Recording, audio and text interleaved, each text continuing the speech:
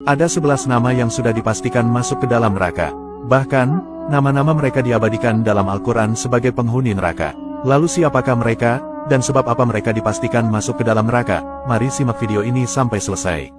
Namun sebelum lanjut, mari kita berdoa terlebih dahulu semoga kita semua terhindar dari siksa neraka dan semoga kita semua menjadi penduduk surga. Amin. Pada video kali ini, kita akan menelusuri lembaran-lembaran Al-Quran yang menjelaskan 11 nama yang dipastikan masuk neraka. Neraka merupakan tempat terakhir di akhirat bagi manusia yang kerap berbuat maksiat hingga penuh kedustaan selama di dunia. Bahkan, seorang muslim yang memiliki dosa pun atas kehendak Allah Subhanahu wa Ta'ala akan disucikan dahulu ke dalam neraka, sebelum akhirnya diizinkan masuk ke surga.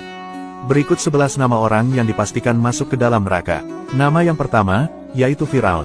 Firaun adalah raja Mesir yang dikenal angkuh dan sombong. Ia mengaku-ngaku kalau dirinya adalah Tuhan. Bahkan secara terang-terangan dia menentang ajaran Nabi Musa alaihissalam.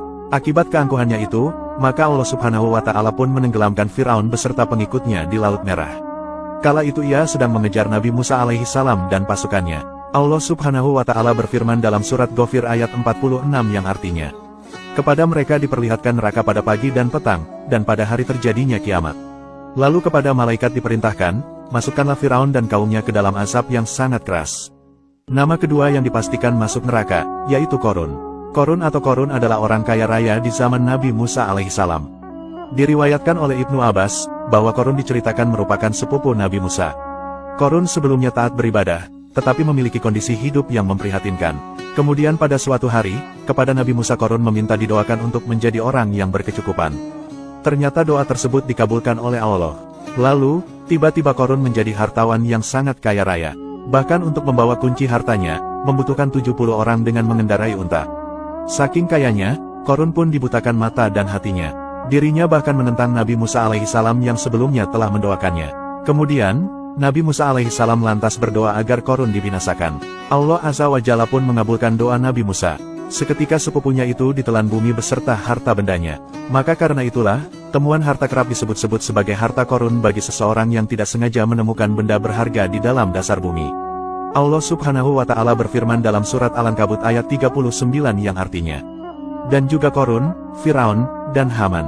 Dan sesungguhnya telah datang kepada mereka Musa dengan membawa bukti-bukti keterangan-keterangan yang nyata. Akan tetapi, mereka berlaku sombong di muka bumi, dan tiadalah mereka orang-orang yang luput dari kehancuran itu. Nama ketiga yang dipastikan masuk neraka, yaitu Abu Lahab dan Ummu Jamil. Abu Lahab dan Ummu Jamil merupakan paman dan bibi dari Nabi Muhammad. Meskipun bagian dari keluarga Rasulullah, ternyata nasib dan jalannya berbeda. Di mana, mereka berdua menentang ajaran Allah Subhanahu wa Ta'ala serta kerap menentang dakwah keponakannya itu. Selain itu, istrinya yaitu Ummu Jamil juga dikenal sebagai wanita tukang mengadu domba. Sehingga, pasangan suami istri ini cukup dikenal sebagai orang yang selalu berbuat culas serta zalim. Akibat dari perbuatan itu, tubuh Abu Lahab dipenuhi dengan bisul hingga akhir hayat. Kisah tentang Abu Lahab ini tertulis dalam Al-Quran surat Al-Lahab. Allah Subhanahu wa Ta'ala pun menjaminnya sebagai orang yang celaka serta akan masuk ke dalam neraka. Nama keempat yang dipastikan masuk neraka, yaitu Qabil. Qabil adalah putra Nabi Adam alaihissalam. Tapi dia dipastikan masuk neraka karena merupakan manusia pertama dalam sejarah manusia yang melakukan pembunuhan. Dahulu, Qabil membunuh saudara kembarnya sendiri yaitu Habil. Alasannya adalah, yaitu karena iri dengan saudaranya itu lantaran memiliki pasangan yang lebih cantik, sehingga ia berniat ingin merebutnya. Allah Subhanahu wa Ta'ala berfirman dalam surat Al-Maidah ayat 27-31 yang artinya, ceritakanlah kepada mereka kisah kedua putra Adam yaitu Habil dan Qabil menurut yang sebenarnya, ketika keduanya mempersembahkan kurban, maka diterima dari salah seorang dari mereka berdua yaitu Habil dan tidak diterima dari yang lain yaitu Qabil. Ia berkata, aku pasti membunuhmu. Berkatalah Habil, sesungguhnya Allah hanya menerima kurban dari orang-orang yang bertakwa. Sungguh kalau kamu menggerakkan tanganmu kepadaku untuk membunuhku, aku sekali-kali tidak akan menggerakkan tanganku kepadamu untuk membunuhmu. Sesungguhnya aku takut kepada Allah, Tuhan seru sekalian alam. Sesungguhnya aku ingin agar kamu kembali dengan membawa dosa membunuhku dan dosamu sendiri, maka kamu akan menjadi penghuni neraka. Dan yang demikian itulah pembalasan bagi orang-orang yang zalim. Maka hawa nafsunya Qabil menjadikannya menganggap mudah membunuh saudaranya. Sebab itu, dibunuhlah ia Habil. Maka jadilah ia Qabil seorang di antara orang-orang yang merugi. Kemudian Allah menyuruh seekor burung gagak menggali-gali di bumi untuk memperlihatkan kepadanya Qabil bagaimana seharusnya menguburkan mayat saudaranya Habil.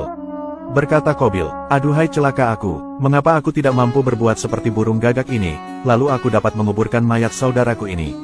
Karena itu, jadilah dia Qabil seorang di antara orang-orang yang menyesal."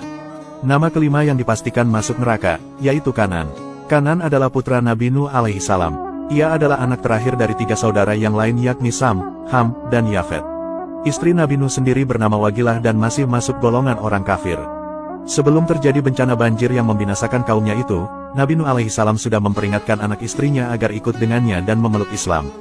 Sebelumnya, Nabi Nuh sudah membuat kapal raksasa untuk menyelamatkan keluarga serta umatnya kala itu. Namun, Bani Rasib yang saat itu adalah kelompok yang hidup di zaman Nabi Nuh alaihi salam tidak mau ikut.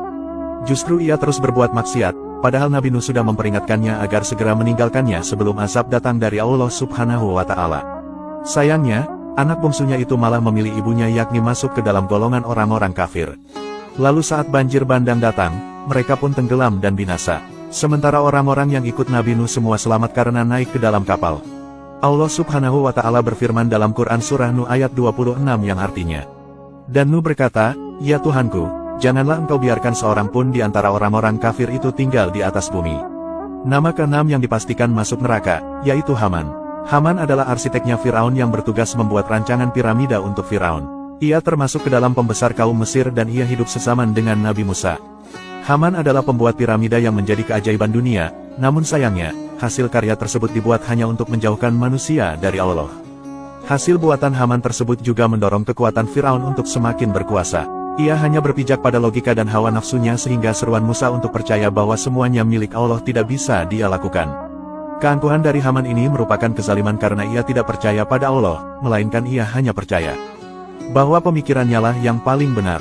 Karena itulah, di akhir hidupnya Haman mendapat azab yang sama seperti Firaun karena ia ikut mengejar Nabi Musa ke laut. Nama Haman sendiri telah disebutkan dalam Al-Quran Surah Al-Mu'min ayat 36-37. Nama ketujuh yang dipastikan masuk neraka, yaitu Azar.